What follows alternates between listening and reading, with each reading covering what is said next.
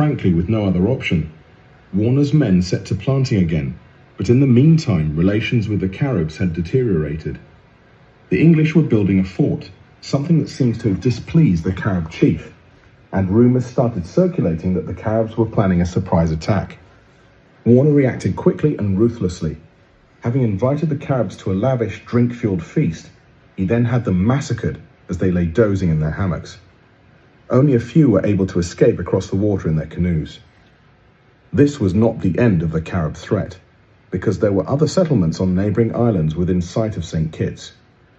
Warner realized his appalling weakness in numbers, and so, when a French ship arrived carrying a crew of adventurers under Pierre Belin Desnambuc, he welcomed them and offered to join forces. Desnambuc, a protégé of Cardinal Richelieu, had sailed from France on a piracy mission, but after taking a beating in battle with a Spanish galleon, he had ended up beaching his wrecked vessel at St. Kitts.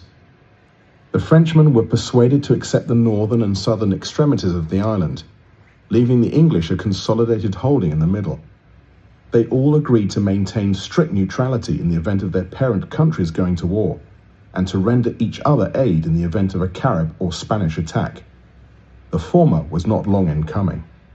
In 1625, a large Carib raiding party arrived in enormous canoes, each holding up to 100 men, and attacked the French settlement of Basse-Terre. After fierce fighting, they were driven back into the sea with help from the English. This turned out to be the high point of Franco-English cooperation in the Caribbean.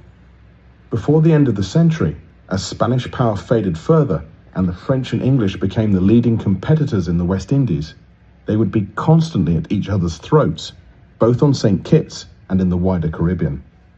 But for a brief period, mutual interest dictated friendly relations, at least for most of the time. Perhaps the similarities between Warner and Desnambuc helped. The Frenchman had been, in effect, a pirate before a settler.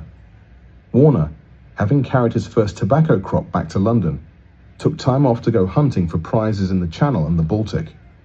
On his way back to St. Kitts, he tried an attack on Trinidad. Both men were essentially transitional figures between privateer plunderer and settler.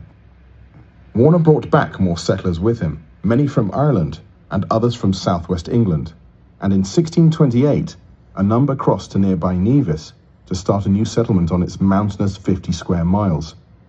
In St. Kitts, Warner now lived in a modest timber dwelling and had built a great tobacco house that stood to the windward.